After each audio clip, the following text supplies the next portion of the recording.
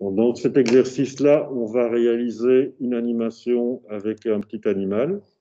Pour ça, on a au préalable téléchargé une police Sea Life avec des pictos. La police Sea Life est ici accessible. Bon, je sais que l'animal se trouve sur la lettre E, donc je vais taper un E s'il veut bien. Oui, E, voilà. Alors ici, il s'est remis dans une police normale par défaut. Donc je vais aller chercher la police Sea Live, si on la trouve, voilà. Et j'ai le petit animal qui apparaît.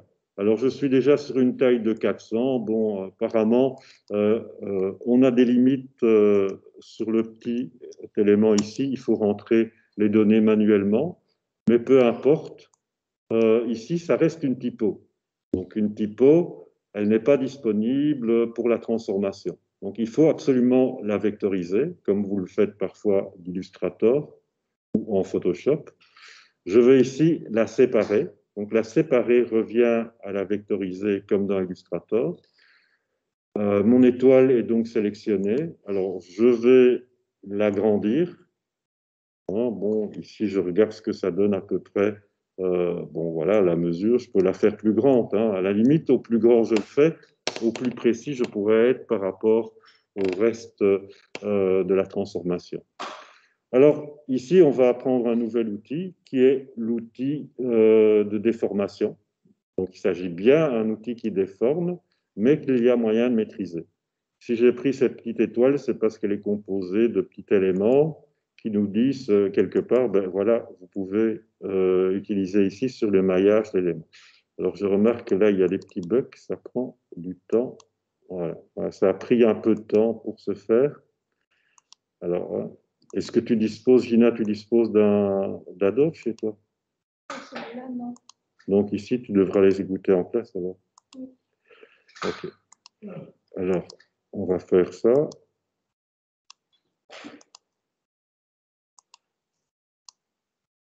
Pour le moment, je vais te filer les vidéos et après, je les mettrai peut-être sur un YouTube privé uniquement aux élèves de la classe. Ok. Ici, j'ai donc mis des repères sur chaque élément. Ce que je vais faire maintenant, c'est organiser un petit mouvement qui va durer 2-3 secondes. Donc, je vais aller sur le repère de 10 images. Je crée ici une image clé, puisque je reprends l'image précédente que je vais transformer. Alors, à partir du moment où je suis en transformation, quand je me mets sur par exemple, un maillage, il va me mettre une push-pin. Quand j'aborde le point, il va me mettre une flèche. Une flèche, ça veut dire que je peux le déformer. Alors, il ne faut jamais exagérer les déformations parce que sinon, on arrive à un truc un peu bizarre.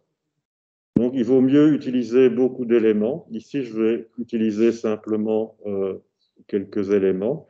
On a le temps pour faire l'animation. Donc, j'évite ici, bon, voilà. Je vais bouger la tête aussi, pour appeler ça la tête peut-être, pourquoi pas. Et en fait, il ne se passe rien. Entre là et là, on voit qu'il y a deux états différents. Alors, ici, je vois en même temps que le mouvement, ben, il n'est pas très joli sur le deuxième. Donc, je vais un peu le rectifier. Donc, voilà. Je le rectifie un peu parce que peut-être que j'ai été trop brutal dans cette transformation-là et qu'il faut que j'y aille progressivement. Alors, je regarde maintenant, ben, c'est déjà mieux. Ouais, il fait ce petit mouvement-là. Ce mouvement-là, on va l'assouplir parce que grâce à l'interpolation classique, je vais pouvoir faire ici un petit... Voilà. Je vais pouvoir faire un petit élément. Voilà, qui bouge. Je vais continuer sur la 20, insérer une image clé. Alors, bien rappeler qu'il y a plusieurs types d'interpolation aussi. Il y a par exemple l'interpolation de mouvement qu'on n'utilise pas pour l'instant, qu'on utilisera demain probablement, mais créer une interpolation classique permet certaines choses que ne permet pas celle de mouvement et ainsi de suite. Alors, je me remets sur le deuxième et je vais poursuivre mon élément. Donc ici, mon idée, c'est de remonter le bras progressivement. Voilà, je vais reprendre donc ici. Pour qu'il n'y ait pas trop de cassure, je reprends l'élément là. On y va progressivement. Quand on voit que ça déforme trop, on change. Voilà. Ici, je vais jouer avec les jambes. Alors ici, je vois que c'est pas très heureux. Je veux faire un petit pomme Z. Donc ça fonctionne. Je vais d'abord prendre la modification ici. Voilà. C'est plus harmonieux quand on le fait de cette façon-là. Attention, parce que là, je voyais qu'il y a un petit bourrelet. Enfin, peut-être que ça peut convenir au personnage. Voilà. Ici. Et là, on le voit, hein, il faut essayer de ne pas trop déformer les maillages. Voilà. Ici, on a plus de souplesse. Insérer une importation classique. Voilà. Et maintenant, bon, pour tester mon animation, je vais la mettre en boucle. J'élargis l'élément de lecture. Bon, j'ai déjà ce mouvement-là, qui est assez fluide finalement. Alors, je vais aller jusqu'ici. Je vais faire une animation de 30 secondes, à insérer une image clé. OK. Je poursuis mon mouvement, toujours avec la petite flèche. Et je vais expliquer une petite astuce. On peut évidemment multiplier, on peut en copiant. Alors ici, je vois que j'avais trop de déformations. J'ai vu, là, c'était pas trop heureux. Voilà, ici, je dois redescendre un peu. Voilà. Et ici, je vais aller au maximum de la courbure. Je vais alléger un peu ici, ici, ici. Voilà, on va les faire presque se toucher. Voilà, on a une animation. Alors, c'est une question de patience et de temps, hein. Tout dépend de ce que vous voulez faire dans votre animation. Alors, je vais peut-être arrêter là parce que le but est de faire une démonstration pour expliquer. Donc, je fais cette interpolation-là. Voilà, j'ai ce mouvement-là, donc il referme. Et en réalité, ben, j'aurais envie qu'il fasse ce mouvement. Je vais voir ce qu'il donne en boucle déjà, ça donne une idée. Je vais par exemple reprendre le point clé qui est là. C'est une façon de faire. Je vais copier les images. Donc ici, je copie le point clé. Je vais le mettre à 40. Et ici, je vais mettre coller les images. Je vais coller un point clé qui est déjà transformé, mais qui était le précédent de celui-ci. Donc, ça va faire qu'il va rétracter un mouvement. Donc, voilà, on va essayer. On va voir ce que ça donne. Petite astuce, voilà. Il referme le dos. Donc, on a ce mouvement-là qui se fait maintenant. Voilà. Maintenant, c'est beaucoup plus fluide. Je vais peut-être encore le faire la même chose ici. Donc, copier les images. Ne copie qu'une image. Je la mets sur 50. C'est pour aller un peu plus vite dans cet exercice-là, mais vous faites ce que vous voulez. Je vais coller les images et pas insérer dans ce cas-ci. Et voilà, il se fait automatiquement. Et qu'est-ce que j'ai? Ben, j'ai ce mouvement-là. Okay. On pourrait dire, ben, voilà, c'est un petit mouvement qui me convient pour l'instant. Alors, ce que je vais faire, ben, je vais en faire tout un symbole. Donc, pour faire tout un symbole, bon, je vais d'abord l'arrêter ici. Je vais reprendre toute l'animation. Ici, elle est sélectionnée, on le voit en bleu. Je vais copier les images. Et là, à nouveau, je vais créer un nouveau symbole que je vais appeler Star Dancing. Voilà, on lui donne le nom, un nom toujours significatif. Là, je vais simplement revenir, je suis bien ici dans le symbole que je n'ai pas encore construit, et je ne suis pas dans la séquence, hein, c'est deux choses différentes. Donc, je reviens ici dans le Star Dancing par la bibliothèque. Je vais sur le premier point clé vide pour l'instant et je vais coller toutes les images de l'illustration, de l'animation. Et ici, effectivement, il me recrée l'ensemble de mon animation. Quel est l'avantage d'avoir fait ceci? Ça veut dire que maintenant, quand je retourne sur la séquence, ici j'ai une simple animation, mais si je crée un deuxième calque, j'ai en fait des animations qui sont toutes prêtes. Par exemple, ici, j'ai une étoile, bon, pour bien la distinguer, je vais déjà la mettre dans une autre couleur qui est bleue. On peut d'ailleurs tester ce que cela donne déjà, hein, ça donne ceci.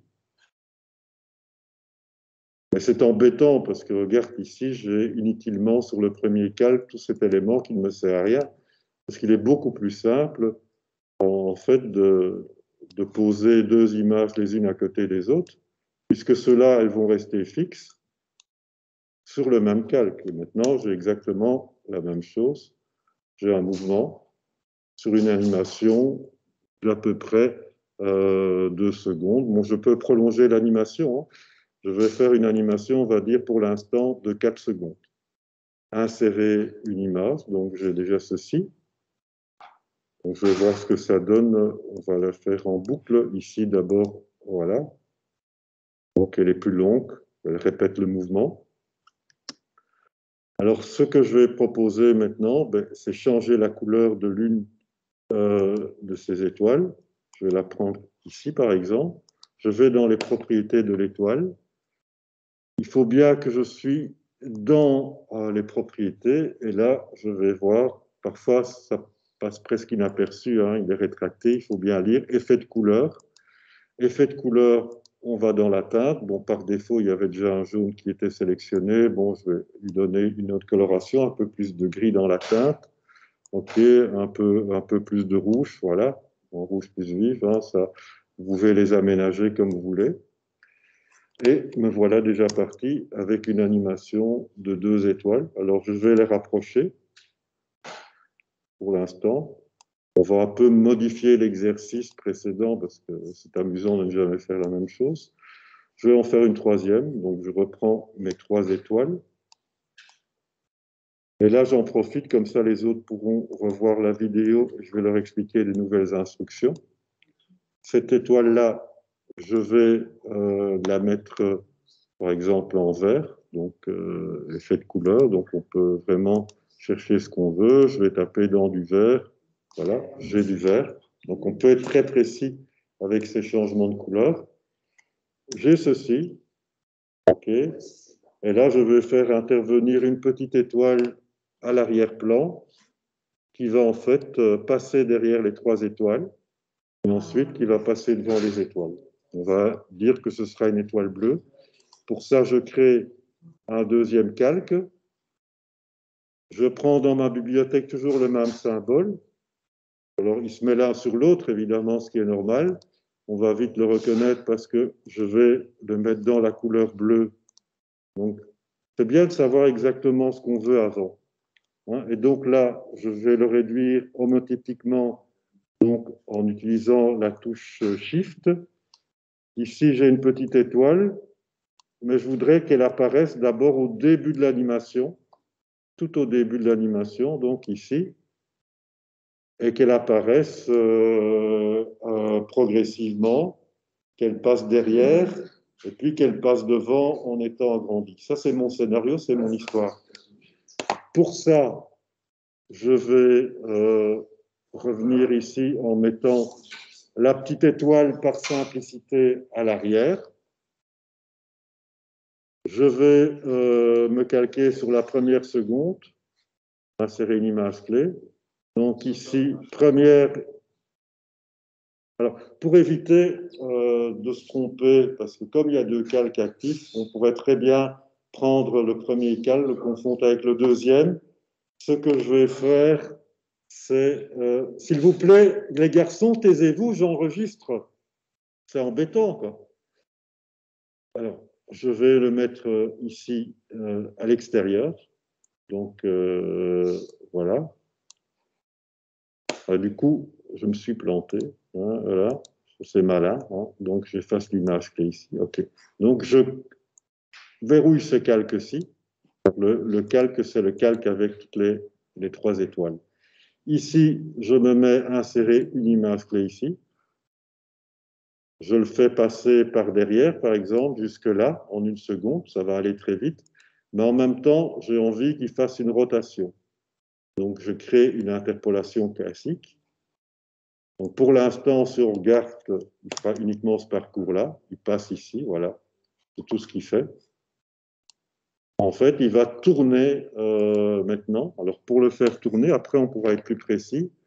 Je vais simplement lui demander sur l'interpolation et dans les propriétés de l'interpolation de faire une rotation. Il faut bien lire les propriétés pour savoir où ça se trouve. Ça se trouve ici, à droite. Donc, il fait le mouvement. J'ai réglé, je pense, sur une animation avec une rotation. Évidemment, je pourrais en demander plusieurs. Ça nous fait ceci. Hop, il est là. Alors, j'ai envie de marquer dans ma scénographie un arrêt. Donc, pour faire un arrêt, il suffit d'insérer une image clé. L'étoile va continuer à bouger, mais elle ne va pas se déplacer. À partir de là, j'ai envie de reprendre une animation où il va passer l'étoile jaune cette fois-ci. J'insère une image clé.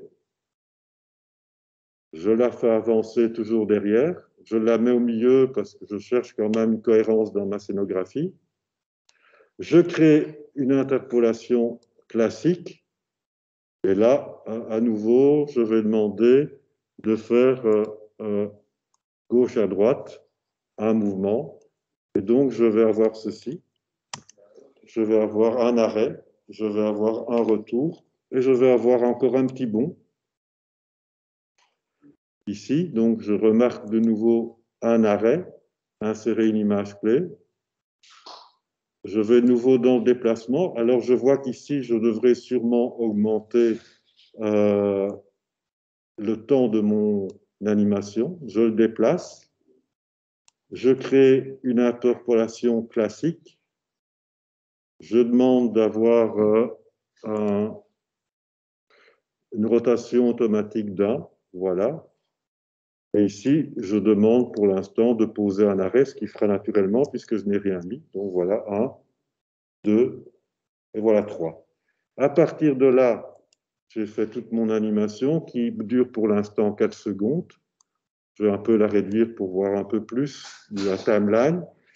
Je vais probablement faire une animation qui va durer presque 10 secondes, mais pour ça, je vais d'abord déjà insérer une image. Insérer une image correspond à augmenter le timing de l'animation, sauf que les dernières secondes vont toujours rester fixes si je ne fais rien. À partir de là, je pourrais dire j'insère une image clé. OK. Et puis, je vais transformer cette image clé, ici, insérer une image clé, je vais l'agrandir. Alors, elle s'agrandit, évidemment, je vais l'agrandir au même format. Pour l'instant, en fait, elle est derrière. Si elle est derrière, proportionnellement, elle doit être plus petite. On est d'accord? Donc, elle va faire cette transformation-là, créer une interpolation classique. Voilà. Alors, qu'est-ce que ça va donner? Ça va donner ceci, un bond, deux bonds, trois bonds. Hop. Elle s'agrandit, elle est derrière. Et maintenant, je vais même m'amuser. On va faire un mouvement où elle va passer, sortir du cadre, revenir et donc passer devant. Donc, on pourrait faire ça. Alors, je vais donc faire sortir mon animation. Ici, elle reste fixe un certain temps. Insérer une image clé. On la fait juste sortir. Donc, elle fait ce mouvement-là. Mais là, j'ai besoin de créer une interpolation classique. Encore une fois. Donc, on a ce mouvement-là. Hop, hop. Et alors là, maintenant, ce que je vais faire tout bêtement, c'est, comme elle est sortie ici, on ne la voit plus dans le champ, je vais insérer une image clé. Je vais prolonger jusqu'à 10 secondes, ce qui est le temps que j'ai prévu à peu près pour mon illustration, une image ici, 10 secondes. Je vais insérer une image clé encore pour finir. Et là, cette dernière, je vais la faire repasser devant. Voilà. Elle va disparaître. Donc, elle ne va ne faire que passer. Donc, on a ça, ce scénario-là. Alors, on peut adapter ce scénario. On n'est pas obligé de faire strictement la même chose. On peut s'amuser. C'est une chorégraphie. Créer une interpolation classique. OK. Alors, pour l'instant, on va voir ce que ça donne et on aura des petites choses à corriger au niveau de la profondeur. Alors, voilà, 1, 2, 3. Il va se déplacer, se mettre derrière. Il va repasser, mais il repasse toujours derrière pour l'instant. Ce qui serait amusant, en fait, maintenant qu'il est passé derrière, c'est de le faire revenir il est passé de la droite à gauche, c'est de le refaire revenir de gauche à droite, mais par devant. C'est ce qu'on va faire. Alors pour ça, simplement, je vais reprendre et je vais encore rallonger un peu mon image. Alors pour ça, on va faire peut-être une animation qui va durer 14 secondes, grand maximum. Insérer une image pour prolonger l'animation. Et là, insérer une image clé. Hop, je le fais passer ici. Mais l'idée sera de le faire passer devant. Alors, pour le faire passer devant, j'ai un petit outil qui est cet outil ici. Un point pour ouvrir le panneau de profondeur de calque. Je vais cliquer dessus. Et lui me dit, ben voilà, sur le calque, il se fait qu'il est le numéro 3. Pour l'instant, il est à la valeur 0. Alors, si je le veux plus loin, plus éloigné, je vais avoir une valeur positive. Si je le veux plus près, je vais avoir une valeur, ben voilà, simplement positive comme ça. Et je vais d'ailleurs le déplacer là. Donc maintenant, il passe devant. Donc ça veut dire qu'il a fait quoi? Il passe derrière, il passe derrière. Alors, il passe là, il repasse là. Là, il n'a encore rien fait, il n'y a pas eu de mouvement. Je vais créer une interpolation classique. Et là, quand il passe ici, hop, quand il passe là, il passe devant. OK, ça c'est juste. Alors on va continuer sur ce mouvement-là. Insérer une image clé. Voilà, il va simplement continuer son petit chemin. Créer une interpolation classique. Alors là, je ne l'ai pas déplacé. Bon, je vais le faire déplacer. Et il repasse, on va dire, à l'extérieur. Je pourrais en rester là avec mon élément, mais non, qu'est-ce que j'ai fait? Attends, on va voir, on va tout répéter, parce qu'au plus ça se complexifie. 1, 2, 3. 1. Ah oui, c'est parce que là, je suis en mode lecture. Attention. Donc, je vais animer toute l'image pour la tester. Voilà. 1, 2, 3. Il passe derrière. Le but, c'est de le faire passer devant. OK. Avec un ralentissement sur le devant, il repasse devant pour le final. Voilà l'exercice avec les profondeurs de champ. Alors cet exercice, on retient parce qu'on va l'utiliser pour d'autres situations. Enregistrer. Et là, on va l'appeler donc Star Dancing pour le premier. Et vous saurez que c'est un exercice sur notamment les déformations, les formes et les éléments d'interpolation classique enregistrés. Voilà. Tu peux couper. Ah non, c'est moi qui dois couper. J'oublie toujours que c'est moi qui dois couper. Attends. Voilà. Et on coupe.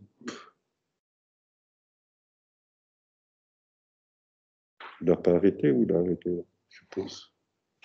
Là, il n'a pas arrêté. Non?